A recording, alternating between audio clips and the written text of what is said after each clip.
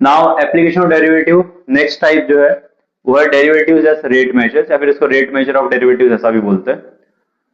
तो डेरिवेटिव्स को rate major मतलब कोई चीज का सरफेस एरिया चेंज हो रहा है, वॉल्यूम चेंज हो रहा है, बबल एक्सपांड हो रहा है तो कितना एक्सपांड हो रहा है एवरी सेकंड, तो उसका रेडियस कितना होगा इतनी देर के बाद, ये सब चीजों में यूज करते हैं। कि अगर मैं एक टैंक फिल कर रहा हूँ कंटिन्यूअसली तो पानी उसमें से गिरते जा रहा है, मतलब वॉल्यूम कम होते जा रहा है, तो एवरी टाइम वॉल्यूम कम होगा तो इतने सेकंड के बाद कितना होगा। तो एस्टिमेट यूज करने के लिए शेप के बेसिस पे मोस्टली, ठीक है, ज्योमेट्रिक शेप्स के बेसिस पे यूज किया जाता है, उसके लिए रेट मेजर्स यूज करते हैं। एंड ऐसा जरूरी नहीं कि सिर्फ शेप्स के लिए हो, और भी चीजों के लिए होता है, बट तुम्हारे सिलेबस में जो है सिर्फ मोस्टली शेप्स के बारे में बात की गई है। तो ये पार्ट आने के लिए तुम लोग को मेंसुरेशन, सरफेस एरिया, वॉल्यूम जो सब जो किया था तुमने 9th-10th में, उसके फॉर्मूले सारे आने चाहिए, ठीक है, वरना फिर गलत होगा। Okay, already the question number 8 2.1 का ओसी के ऊपर बेस्ड है।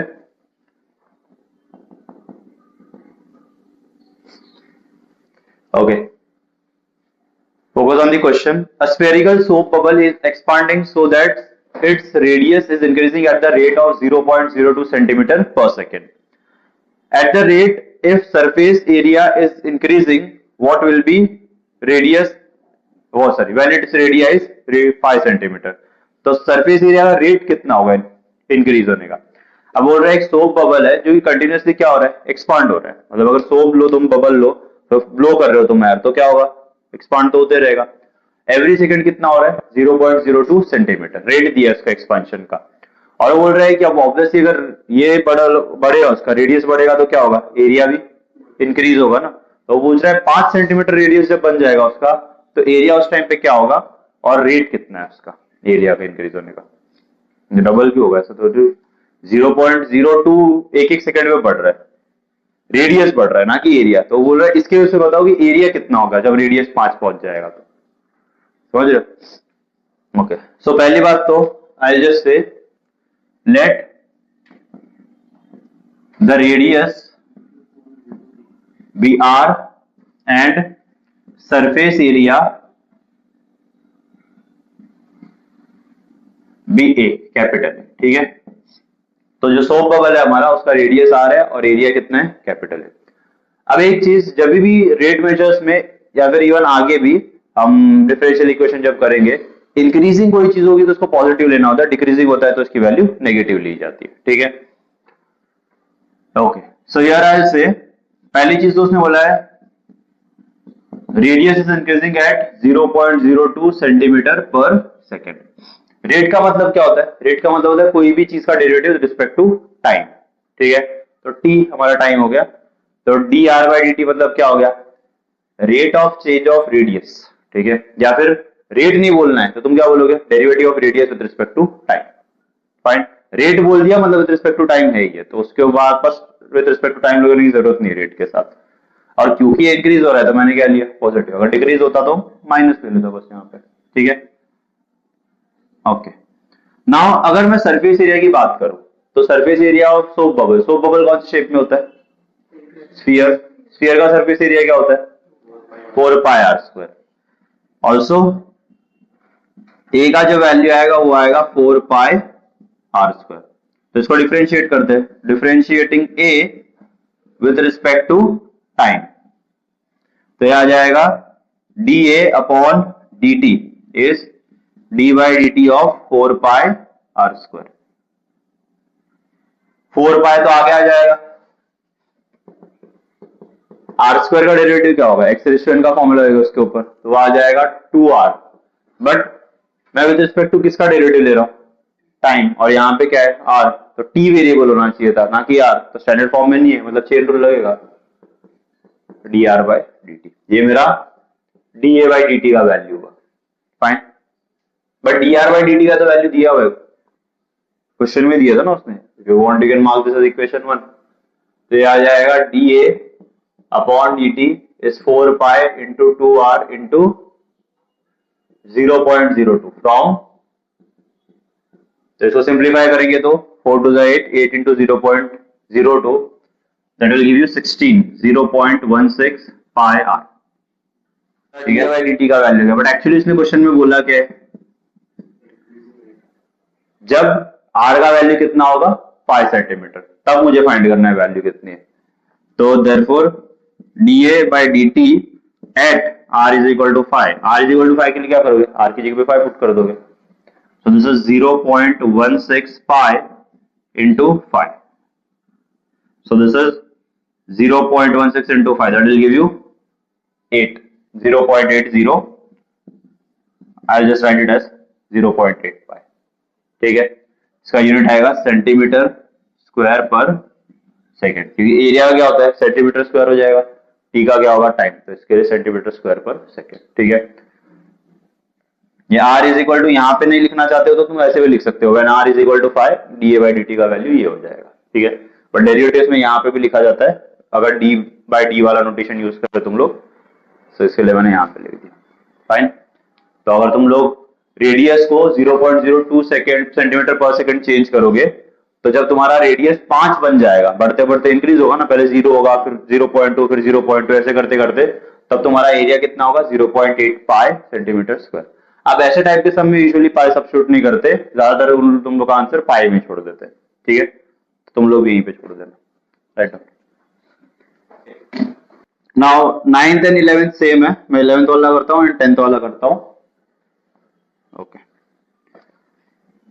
in the 10th one is saying if each side of an equilateral triangle increases at the rate of √2 centimeter per second, find the rate of increase of its area when its side length is 3 centimeter. Okay, I'll say let the length of triangle be x centimeter suppose. ठीक है, तो equilateral triangle दिया है और बोला है उसका length जो है वो इंक्रीज हो रहा है क्या रेट पे, √2 सेंटीमीटर पर सेकेंड। तो मतलब मुझे दिया हुआ है dx अपॉन dt, रेट का मतलब क्या होता है derivative with respect to time, ये दिया है √2 सेंटीमीटर पर सेकेंड। फाइन, फिर उसने बोला है कि इसका जो एरिया है इक्विलैटरल ट्राइंगल का, उसका वैल्यू फाइंड करो, इंक्रीज इन रेट क्या होगा अगर लेंथ का वैल्यू कितना हो गया 3 सेंटीमीटर। तो पहली बात तो इक्विलैटरल ट्राइंगल का जो एरिया होता है उसको मैं a मान लेता हूं, let area of equilateral triangle be a square centimetre. तो वैसे a का फॉर्मूला जो होता है इक्विलैटरल ट्राइंगल का वो होता है √3/4 इंटू साइड का स्क्वायर, और साइड हमने यहाँ पे क्या ली है x। ठीक है, ये इक्विलैटरल ट्राइंगल के एरिया का फॉर्मूला है, हमारा half into base into height होता है, इन जनरल हर ट्राइंगल के लिए होता है, बट इक्विलैटरल होगा तो उसके लिए स्पेसिफिकली ये फॉर्मूला लगता है a equal to √3/4 into side का स्क्वायर। तो अब मुझे फाइंड क्या करना है, rate of change of area ना, तो रेट कैसे निकालेंगे विद रिस्पेक्ट टू टाइम, उसका डेरिवेटिव लेंगे। तो differentiating a with respect to time, तो आ गया dA upon dt is d upon dt √3/4 x square का, √3 और 4 आगे आ जाएगा, so you'll get √3/4 into x square का आएगा 2x। ठीक है, बट x नहीं विद रिस्पेक्ट टू क्या t ले रहे हैं, तो dx by dt अलग से लिखना पड़ेगा। so आ गया √3/4 into 2x into dx by dt का तो उन्होंने स्टार्टिंग में दिया था, I'll take that as equation 1, तो उसका वैल्यू है √2, कहां से, फ्रॉम इक्वेशन 1। इसको कट करेंगे तो 2 के टेबल में कट होगा, isn't it? तो आ जाएगा √3/2 इंटू x √2। ठीक है, if you want चाहो तो इसको भी √2 को दो बार √2 लिख सकते हो, उसको भी कट कर सकते हो, तो जस्ट डू दैट ऑल्सो। ये आ गया √3/2 x, ये क्या है मेरा a का रेट क्या है चेंज का वो, पर उन्होंने बोला क्या है कब फाइंड करना है a का वैल्यू, जब लेंथ कितना हो 3 सेंटीमीटर। तो when x is equal to 3 centimetre, मेरा जो एरिया है dA अपॉन dt, मेरा जो एरिया है dA अपॉन dt उसका वैल्यू आएगा √3/2 into 3 which is 3√3/2 centimetre square per second. ये हो गया मेरा rate of change of area. ठीक है, राइट।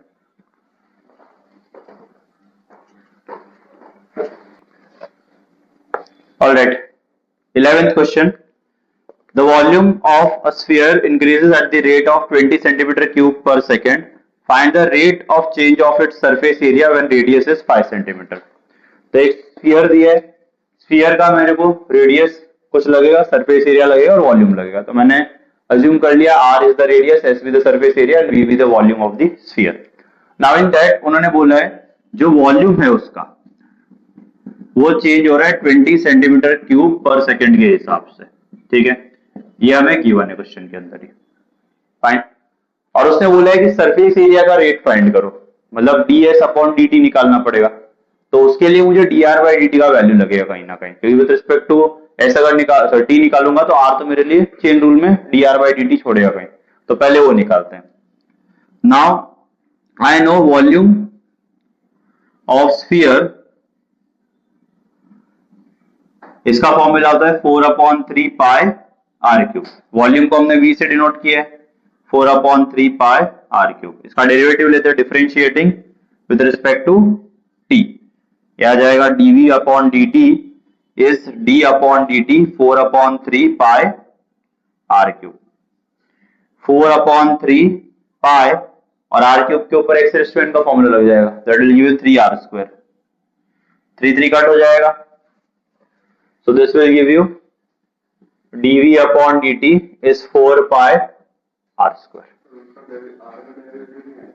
हाँ सॉरी, r का चेन रूल भी लगेगा हमारे dr अपॉन dt, क्योंकि हम विद रिस्पेक्ट टू t ले रहे हैं और यहाँ पे r का निकाला है, तो into dr upon dt.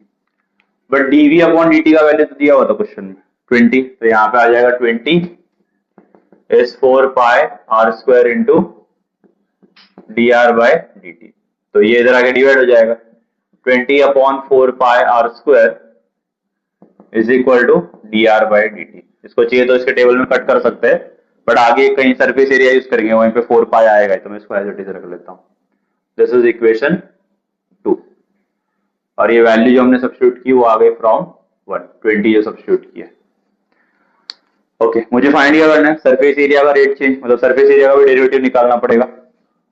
Also surface area of a sphere, उसका फॉर्मूला होता है 4 पाई r स्क्वायर. तो सरफेस एरिया को s से डिनोट किया, मतलब s का वैल्यू हो गया 4 पाई r स्क्वायर. इसका डेरिवेटिव लेते हैं with respect to time, differentiating with respect to t.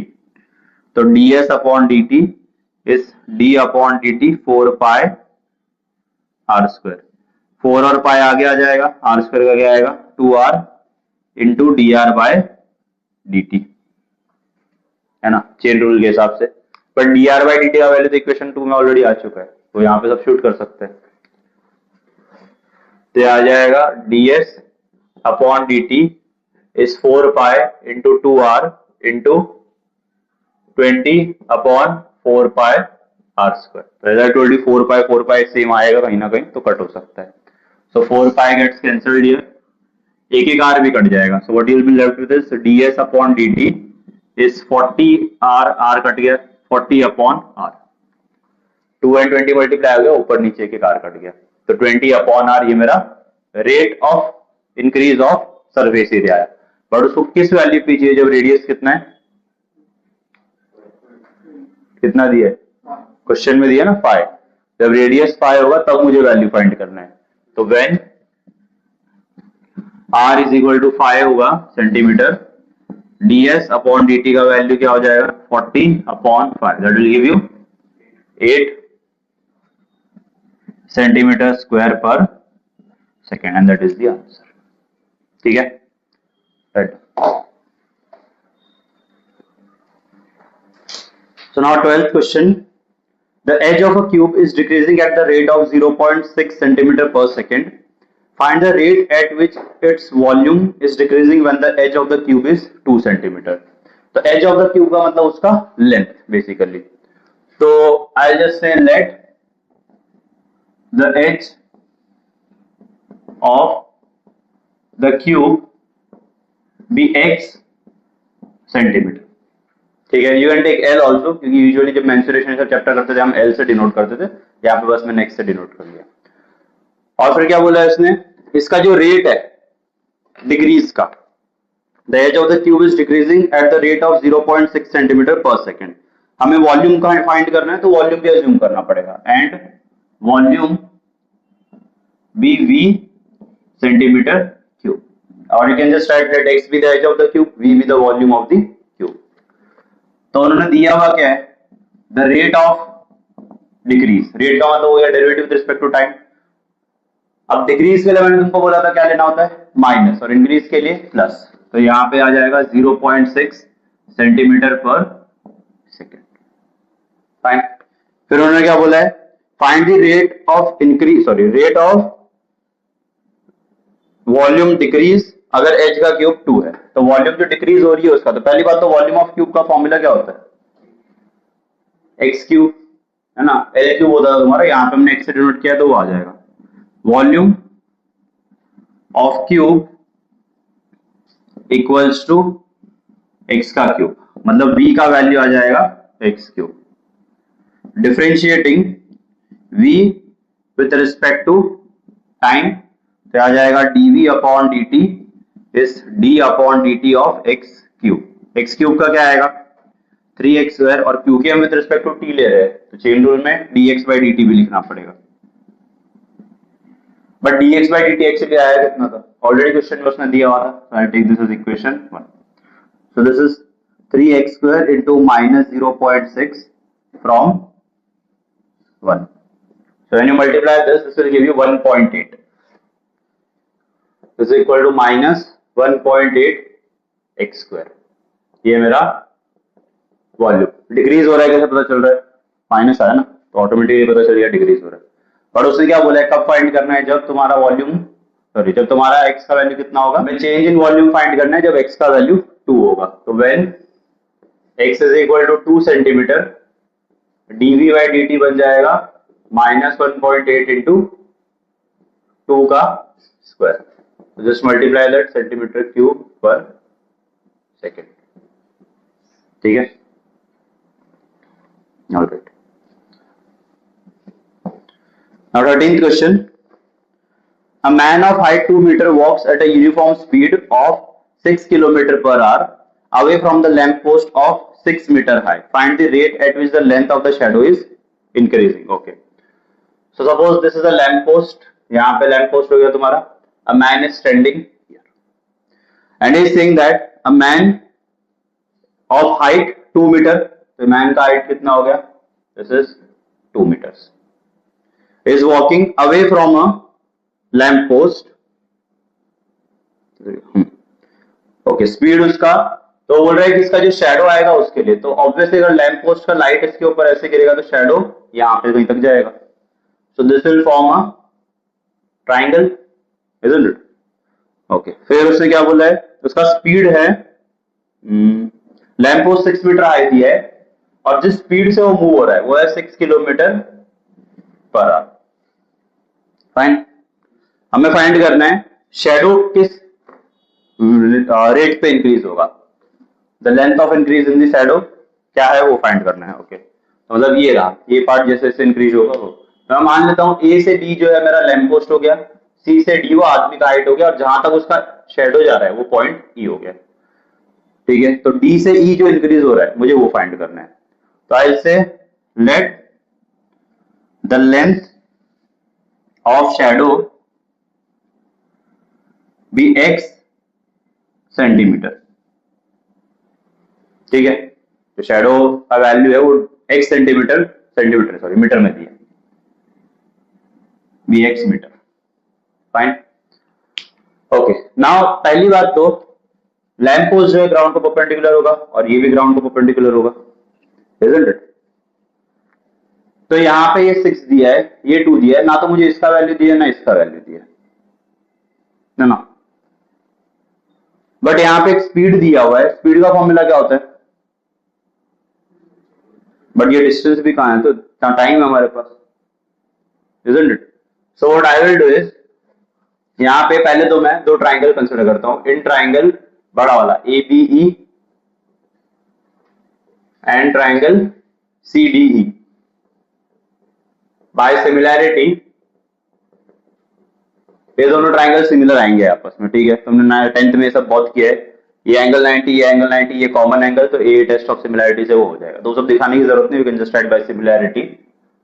I can say that A B upon C D का जो वैल्यू आएगा वो आएगा बीई अपॉन डीई, वो आएगा AE upon C, corresponding sides of similar triangle.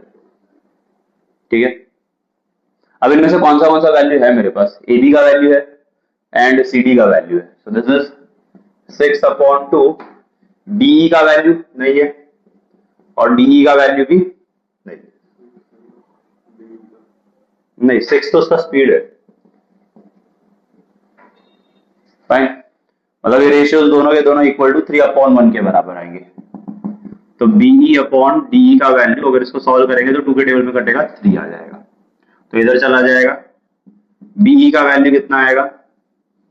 That will be 3 times DE.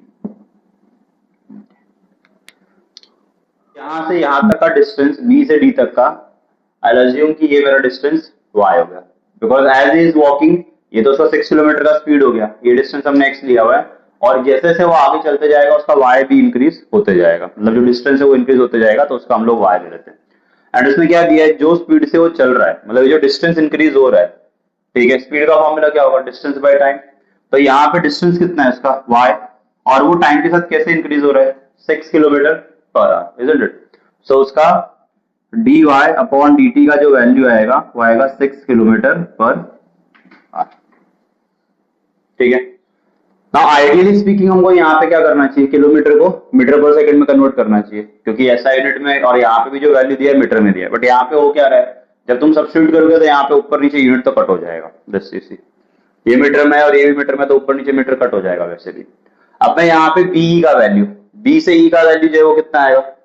ये part हमने D कितना लिया? एक्स ना, ये कितना लिया? वाई, तो मतलब बी का वैल्यू कितना आएगा? X plus y. तो you will get x plus y equal to 3 times D का वैल्यू। डी का वैल्यू कितना था? डी का हमने एक्स लिया ना, लेंथ जो है, ये आ जाएगा 3x। इसको इक्वेशन नो, इसकी जरूरत भी नहीं पड़ रही वैसे। यू अरेंज दिस, हमें आएगा 3x minus x is equal to y. अब इसको उधर लिखेंगे तो तुम्हारा वैल्यू आ जाएगा 2x इक्वल टू वाई, या फिर x is equal to y upon 2। हमें एक्चुअली फाइंड क्या करना था कि उसका शेडो का रेट जो है वो कितना है चेंज होने का। ठीक है, उन्होंने 6 किलोमीटर पर आवर क्या दिया है? जो डिस्टेंस है उसका रेट दिया है कि उसका डिस्टेंस किस रेट से चेंज हो रहा है। बट मुझे फाइंड करना है शेडो का, तो शेडो का मतलब क्या है? x का with respect to t derivative लेना पड़ेगा। तो x तो आया ना अभी हमारे पास, तो उसका t के साथ डेरिवेटिव लेंगे, differentiating x with respect to t. So this is d upon dt x के लिए, d upon dt y by 2 के लिए। उसमें 1 upon 2 आगे आ जाएगा, so 1 upon 2 आगे आएगा, so this will become into dy by dt, और dy by dt का वैल्यू तो इधर दिया हुआ था 6 kilometre per hour. So this is 1 by 2 into 6 which is 3 kilometre per hour. ठीक है, और वापस बता दो, क्वेश्चन में उसने बोला एक आदमी है जो शेडो उसकी जैसे से चलेगा इंक्रीज होगी लैंप पोस्ट की वजह से। लैंप पोस्ट का हाइट दिया है और उस आदमी का हाइट दिया है, उन दोनों के बीच में कुछ तो डिस्टेंस है, और आगे जो शेडो इंक्रीज होगा उसका डिस्टेंस कुछ होगा, वो अज्यूम करना पड़ेगा हमें क्योंकि दिया हुआ नहीं है। उसने सिर्फ ये बोला है कि जिस स्पीड से वो जा रहा है, ठीक है, तो जिस स्पीड से वो जा रहा है वो कितना? 6 किलोमीटर पर आवर। अच्छा, जैसे जैसे वो स्पीड उसका बढ़ते जाएगा, मतलब चेंज क्या हो रहा है? उसका जो डिस्टेंस है किसका? आदमी का और लैंप पोस्ट का, वो बढ़ते जाएगा। मतलब कितनी देर में कितना डिस्टेंस है, किसी चीज का कंपैरिजन में दूसरा चीज चेंज हो रहा है, तो उसको क्या बोलते हैं? डेरिवेटिव। मतलब मुझे यहाँ पे अगर मैंने y अज्यूम किया तो dy by dt दिया है 6 किलोमीटर पर आवर, ये मैंने अज्यूम कर लिया x। ये सिर्फ मैंने एरो दिखा, ऐसा मत समझना कि इसका वैल्यू है, हम जस्ट शोइंग कि इस डायरेक्शन में 6 किलोमीटर पर आवर से जा रहा है वो। तो यहाँ से यहाँ तक का डिस्टेंस हमने x लिया है, वो हमने स्टार्टिंग में मेंशन कर दिया। शेडो की जो लेंथ है वो x मीटर के स्पीड से बढ़ रही है। अब ट्राइंगल में हमने दो ट्राइंगल कंसीडर किया, सिमिलरिटी का कांसेप्ट लिखा है। सिमिलरिटी में हमने किया है दो ट्राइंगल्स के अगर एंगल इक्वल आ गए तो सिमिलर हो जाते हैं, तो मैंने डायरेक्टली लिख दिया। फिर मैंने रेशियो लिया, इसकी कोई जरूरत नहीं थी, उसको हटा दिया, वैल्यू सब्स्टिट्यूट किया, क्रॉस मल्टीप्लाई किया। अब b से e की बात करें तो ये तो x था, ये कितना था? y, तो मतलब b का वैल्यू आ जाएगा x plus y. 3 times d का वैल्यू कितना लिया था हमने x, तो वो 3x आ गया, इसको उधर लेके गया, सॉल्व किया तो x equal to y by 2 आया। मुझे चाहिए क्या? शेडो कितना चेंज होगा टाइम के साथ ना, तो उसका डेरिवेटिव लेना पड़ेगा टाइम के साथ, तो dx by dt डेरिवेटिव लिया, 1/2 आगे आ गया और dy by dt बचा जिसका वैल्यू 6 ऑलरेडी दिया था, सब्स्टिट्यूट किया, one is similar to 13th one, sorry, हाँ, so you do that. उसमें 13th वाले में दूर जा रहा था, इसमें उसके तरफ आ रहा है, तो बस वही फर्क है. Alright. 15th one, a ladder 10 meter long is leaning against a vertical wall. If the bottom of the ladder is pulled horizontally away from the wall at the rate of 1.2 meter per second, find how fast the top of the ladder is sliding down the wall when the bottom is 6 meter away from the wall. Okay. तो एक wall है, उसके बाजू में एक ladder को ऐसे लीन करके रखा हुआ है, ठीक है, एंड इस लैडर को बोल रहा है कि पीछे की तरफ सरकाएंगे तो ये ऑब्वियसली क्या होगा, नीचे नीचे आते जाएगा. So it is sliding down. तो हमें रेट दिया हुआ है जिस रेट पे वो स्लाइड हो रहा है, द रेट 1.2 मीटर पर second away from the wall जो जा रहा है, पुल कर रहे जो ये, हमें फाइंड करना है क्या, हाइट में कितना चेंज आएगा वो. सो आई अज्यूम ए बी मेरा लैडर है और सी वो पॉइंट है जहां से उसको पुल किया जा रहा है, ठीक है. So I will say let the height be x metre and ये जो लेंथ है उसका बी y मीटर, ठीक है. जो उसको पुल कर रहे हैं उसका भी तो कुछ लेंथ होगा, तो मतलब जिस पॉइंट पे मैं देखूं, रैंडमली जो भी पॉइंट पे देखूं कितना वैल्यू होगा x, यहाँ पे रैंडमली जितने पॉइंट पे देखूंगा कितना होगा y. तो उसने दिया हुआ क्या है, किसका rate, the rate at which the ladder is horizontally pulled away from the wall 1.2 metre पर सेकंड. तो हॉरिजॉन्टली जो उसको पुल कर रहे हैं उसका रेट दिया है, मतलब dy by dt. रेट का मतलब भी क्या होता है, टाइम के साथ डेरिवेटिव. ये कितना है, 1.2 मीटर पर सेकंड. इक्वेशन ऑल्सो नहीं, 6 हमें सब्स्टिट्यूट करना है कि जब ये 6 हो जाएगा तो ये कितना होगा, ठीक है. What is it saying, last में उन्होंने बोला है find how fast the top of ladder is sliding when the bottom is 6 metre away from the wall. कि मतलब जब ये 6 हो जाएगा y का वैल्यू, तब ये कितना स्लाइड हो चुका है हमें वो फाइंड करना है. तो यार ऐसे अब ऑब्वियसली लैडर है दीवार को, तो दीवार क्या होगी, 90 डिग्री पे होगी ना, टेढ़ी तो होगी नहीं. तो ऐसे in triangle ABC, okay, I can say AC का square is equal to AB का स्क्वायर प्लस BC का स्क्वायर. और लैडर का लेंथ उन्होंने दिया हुआ है, लैडर कितना है, this is given to you 10 metre. So ये आ जाएगा 10 का square is equal to this by Pythagoras theorem obviously x square plus y square. So आ जाएगा 100 is x square plus y square. मुझे किसका रेट फाइंड करना है, x का ना, तो मतलब मुझे x इक्वल टू चाहिए, तो इसको उधर ले जाते हैं, 100 minus x square equal to y square. तो I can just write y square का वैल्यू आ जाएगा 100 minus x square. Sorry, x का वैल्यू फाइंड करना है तो y को उधर ले जाएंगे. 100 minus y square is equal to x square. So you will get x square का वैल्यू 100 माइनस y स्क्वायर. बस इसको उल्टा लिख दिया. मुझे x का डेरिवेटिव चाहिए, isn't it? तो x का वैल्यू तो आना चाहिए पहले डेरिवेटिव लेने के लिए. तो क्या करेंगे, इसका स्क्वायर रूट ले लेंगे. टेकिंग स्क्वायर रूट, तो x का वैल्यू आएगा under root 100 minus y square. Plus minus of under root नहीं होगा क्योंकि x की लेंथ, लेंथ नेगेटिव थोड़ी होगा, मिनिमम कितना होगा 0, तो नेगेटिव तो आएगा नहीं. Differentiating x with respect to time, क्योंकि रेट का मतलब हो गया टाइम के साथ derivative. dx upon dt is d upon dt of this entire thing, root of 100 minus y square. अच्छा, रूट के अंदर की जो वैल्यू अगर उसको मैं x मानूं तो इसको रूट x का फॉर्मूला लग सकता है डेरिवेटिव का. तो आ जाएगा 1 upon 2 root of 100 minus y square into, इससे चेन रूल लगाना पड़ेगा 100 माइनस y स्क्वायर पे. तो 100 का तो आ जाएगा 0, y स्क्वायर का आएगा x रेज़ टू n का फॉर्मूला 2y. और क्योंकि हम with respect to t derivative ले रहे हैं, यहाँ पे वेरिएबल क्या है y, तो इनटू dy बाय dt भी लिखना पड़ेगा. अब इसके अंदर जो जो वैल्यूज है हमारे वो सब्स्टिट्यूट कर देते हैं. ये आ जाएगा 1 upon 2 root 100 minus y square minus 2y into dy by dt। ये आ गया मेरा, 2 और 2 तो कट जाएगा यहाँ पे। This is minus 1/100 minus y square root में इंटू dy बाय dt। ये मेरा हो गया dx अपॉन dt का वैल्यू। तो ये कहां से है, इसका dy बाय dt का वैल्यू भी दिया है ना, लेकिन मैं 1.2 था, just write it here 1.2 from 1। ठीक है, अब हमें इसका वैल्यू सब्स्टिट्यूट करने कितना बोला, उसने बोला है जब इसको पुल करते करते कितना हो जाएगा 6, मतलब y का वैल्यू कितना हो जाएगा 6। व्हेन y का वैल्यू इज 6 मीटर, तब dx बाय dt कितना आएगा मुझे वो फाइंड करना है। तो मतलब y की जगह पे पुट कर देते हैं, dx by dt is minus 1.2 हो जाएगा, ऊपर मल्टीप्लाई होके रूट ऑफ 100 माइनस 6 का होल स्क्वायर। सो ये minus 1.2 root of 100 minus 6 that will give you 36। 36 में से उसको माइनस करो 64 आएगा, तो सीधा सीधा राइट इट एज 8। तो डिवाइडेड जो भी आएगा उतना सेंटीमीटर पर सेकेंड, ये रेट से वो डिक्रीज हो जाएगा। ठीक है, okay, 16th question, the last one for this exercise. If water is poured into an inverted hollow cone whose semi-vertical angle is 30 degrees, so that its depth measured along the axis increases at the rate of 1 centimeter per second. Find the rate at which the volume of water increasing when the depth is 2 centimeter.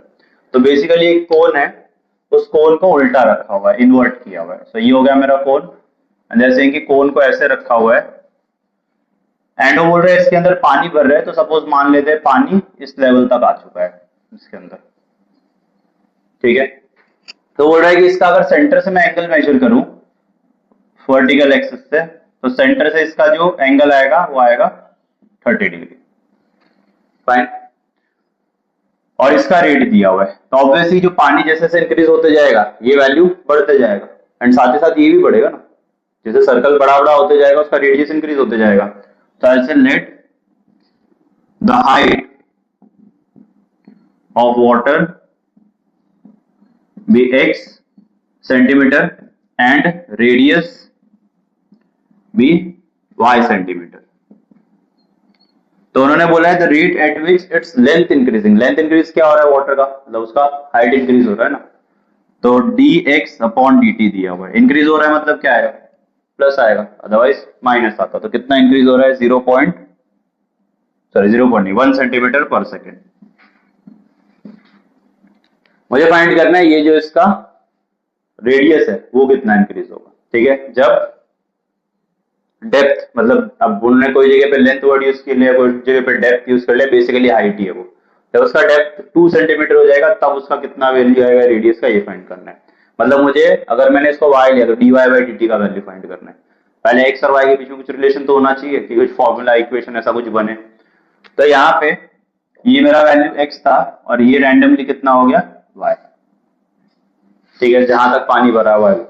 तो ऐसे इसको कुछ नाम दे देते, suppose ये triangle A B and C, ये तो 90 degree हो गई। तो ऐसे in triangle A B C tan theta का फॉर्मूला लगाते हैं। tan 30 डिग्री का फॉर्मूला क्या होता है, tan theta is opposite upon adjacent. तो 30 डिग्री के अपोजिट में कौन आएगा, b से c, एडजेसेंट कौन आएगा a से b, तो b से c अपॉन a से c। tan 30 का वैल्यू कितना होता है इसे 1/√3। तो 1/√3 इज इक्वल टू bc का वैल्यू कितना है y और ये कितना है x। So you get y, so cross multiply कर देते हैं, तो y का वैल्यू चाहिए ना, तो y is equal to x/√3 आ जाएगा। ठीक है, नाउ वॉल्यूम का चेंज फाइंड करना है, नॉट दिस, इसका नहीं, वॉल्यूम का चेंज फाइंड करना है, ना कि रेडियस का। मतलब वॉल्यूम का with respect to time derivative लेना पड़ेगा। तो कोन का वॉल्यूम क्या होता है 1/3 पाई आर स्क्वायर है, जो फॉर्मूला है तुम लोग का। But volume of cone equals to 1/3 pi are square h. तो वॉल्यूम तो v ले लिया, तो यहाँ पे मेंशन कर देना v भी the volume 1/3 pi as it is है। r मींस तुम्हारा रेडियस, रेडियस कितना था y, तो y का स्क्वायर इनटू h, h कितना लिया हमने x। बट y का वैल्यू ऑलरेडी है अपने पास, x अपॉन रूट ऑफ 3। तो ये आ जाएगा v is equal to 1/3 pi x upon root 3 का whole square into x. So this is v is equal to 1/3 pi x cube upon 3 आ जाएगा। ठीक है, इसको करोगे तो स्क्वायर और एक x मल्टीप्लाई होगा, तो I just take it indirectly as पूरे को 3 3 9 हो जाएगा ना अपॉन, तो आ गया अपॉन 9। ठीक है, अब इसका डेरिवेटिव लेना है, differentiating v with respect to time, dv by dt is equal to dy dt of pi upon 9 x, pi और 9 तो नंबर, तो आगे आ जाएगा। तो this is pi upon 9 x cube का क्या आएगा 3x square into dx by dt, और dx by dt का वैल्यू इधर है, तो आ जाएगा pi upon 9 into 3x square into 1 from equation 1। तो ये तो सीधा सीधा 9 3 के टेबल में कटेगा 3 का, तो आ जाएगा पाई अपॉन 3x स्क्वायर।